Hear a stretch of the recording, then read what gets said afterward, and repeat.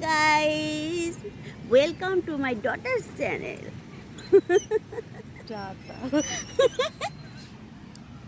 আমরা আজকে সকাল সকাল আবার মোহনায় চলে এসেছি, আর আমার বাবা আবার দূরবীন দিয়ে সব দেখছে। আমার মাকে সকাল থেকে বাবা চা খাওয়ায়নি, তাই মায়ের মনে খুব ব্যথা। হ্যাঁ, খালি চাটাই স্কিপ করে যাচ্ছে খালি তোর বাবা। এই জন্য আমার ব্যাস এবার মা চা পেয়ে গেছে। এখন আমি বাবা সকাল থেকে চা না দিলে ভালো। তাই জন্য মাকে খুব মিস করছিলাম আমি বলছিলাম এই জন্য মায়ের আসা দরকার। মা আসেনি, চা পাইনি, দেখো মা এতক্ষণে চা দিচ্ছে।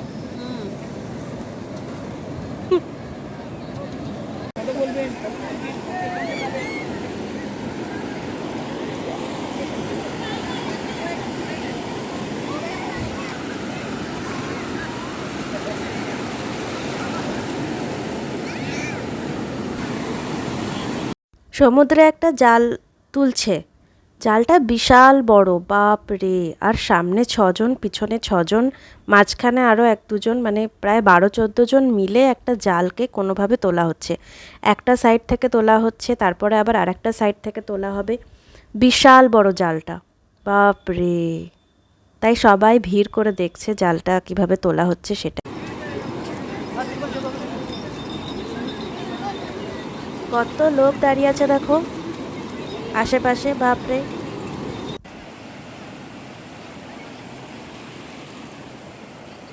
এত জলে ওরা যে কিভাবে এই কাজগুলো করছে, বাবা, এটা একটা ভাববার বিষয়।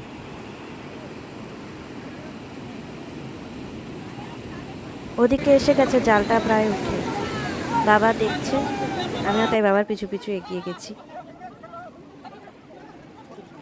মনে হচ্ছে যে নৌকাটাতে করে মাছটা নিয়ে এসছে সেই নৌকাতেই মাছগুলো বার করে দিয়েছে, কারণ এই জালের মধ্যে তো কিছুই সেরকম মাছ নেই। তবুও যে কটা এদিক ওদিক বেরিয়ে যাচ্ছে এই ছোট ছোট মাছগুলো, এগুলো ওরা চিকচিকিতে করে তুলে নিচ্ছিল, পলি ব্যাগে ঢুকিয়ে নিচ্ছে। আর বাকি সব লোকগুলো দেখতে এসছে। আরে দেখো গাদা জেলিফিশ উঠেছে, প্রচুর, বাপরে জেলিফিশ। এই যে গোল গোলগুলো দেখা যাচ্ছে না সামনে, এইগুলো সব।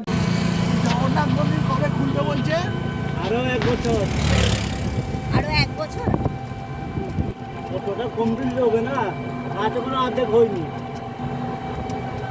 বিরাট করছে। Zoological survey of India, marine aquarium regional centre. এখানে আসার জন্য আমাদের অটোয় 100 টাকা করে নিয়ে নিয়েছে। এটা তিমি মাছের কঙ্কাল, বিশাল বড়।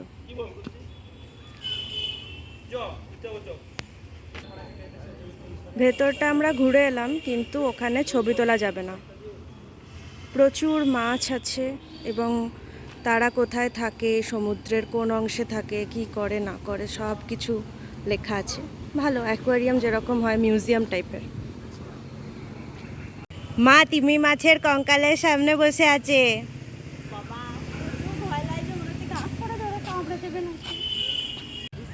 এই অ্যাকোয়ারিয়ামটার মধ্যে কোনো এন্ট্রি ফিজ নেই,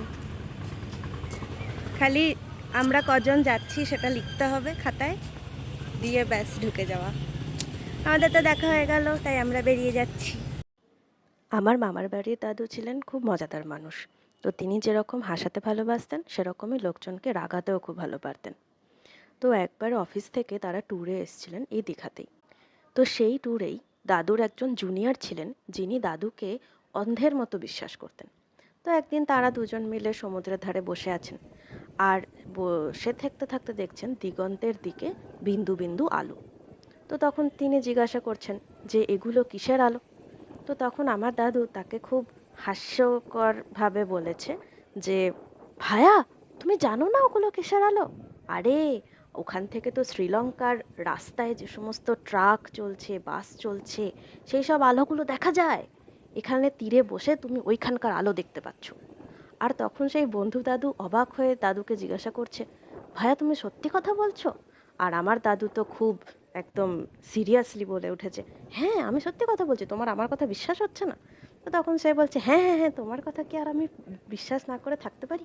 তুমি কি ভালো জিনিস একটা আমাকে দেখালে, হ্যাঁ, আমি তো জানতামই না এরকম ব্যাপার। সেটা শুনে তো সে খুব খুশি। খুব আনন্দ যে আমাকে এটা কি দারুণ জিনিস দেখালো। এরপরে তো হয়ে গেছে সেদিন। পরে যখন তারা বন্ধু মহলে বসে আছে, আর সেই দাদু আর কি ওই বন্ধু মহলে বসে আছেন, তো সেদিনও ওই রকম সমুদ্রের দিগন্ত রকম বিন্দু বিন্দু লাইটের আলো। তখন তারা সেই বন্ধু আর কি, সেই বন্ধু দাদু খুব খুশি হয়ে তার যে বন্ধুরা তাদেরকে বলছে, মানে সে তো তখন খুব শিওর যে উনি একদম একটা সঠিক জিনিস জানেন, যে দেখো দেখো ওদিকে শ্রীলঙ্কার লাইটগুলো দেখা যাচ্ছে, কীরকম একটা বিশাল ব্যাপার, তোমরা বুঝতে পারছো তোমাদের একটা কত দারুণ জিনিস দেখালাম আমি। তো সেটা শুনে তো দাদুর বন্ধুরা এত হেসে উঠেছে যে কোথা থেকে শুনলে তুমি এই কথাটা, কে বললো তোমাকে? তখন সেই বন্ধু দাদু আমার দাদুর নাম করে বলছে, কেন মদনদা বললো?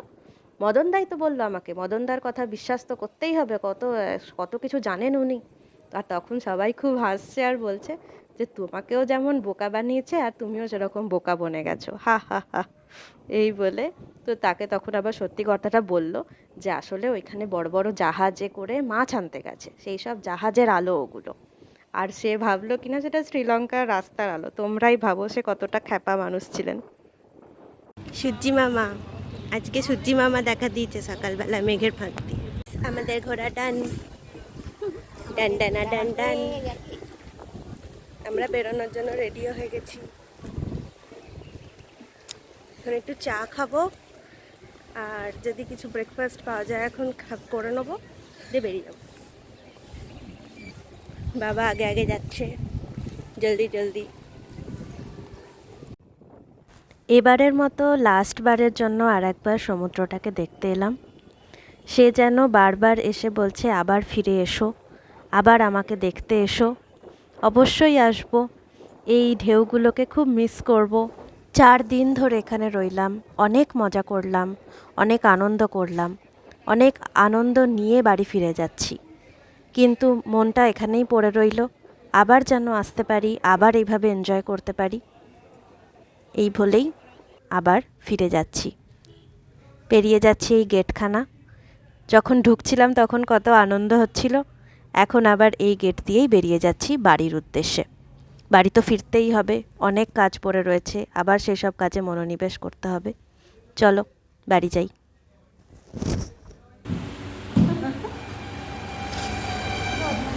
আমরা এখন রাস্তার মাঝখানে একটা জায়গাতে কচুরি খাচ্ছি, Kayal chop.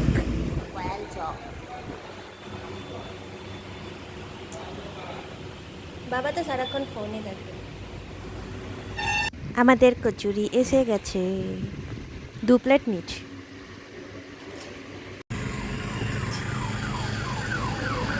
Small town hotel, এখান থেকে আমরা একটু চা আর কচুরি খেয়ে আবার বাড়ির দিকে যাচ্ছি।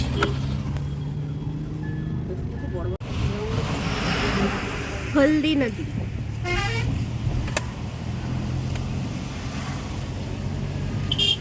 আকাশটার কি বিভৎস অবস্থা।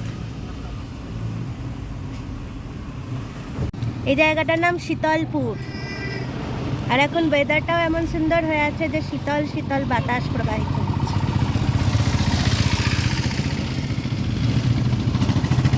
তাই মা খুব খুশি।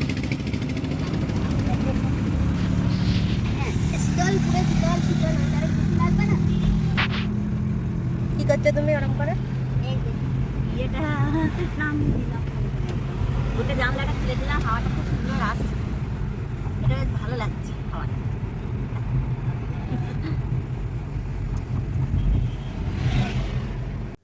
পৌঁছে গেলাম বর্ধমান, আমার শহর বর্ধমান, আমার প্রিয় শহর, আমার ভালোবাসার শহর, আমার ভালো লাগার শহর, আমার পছন্দের শহর বর্ধমান।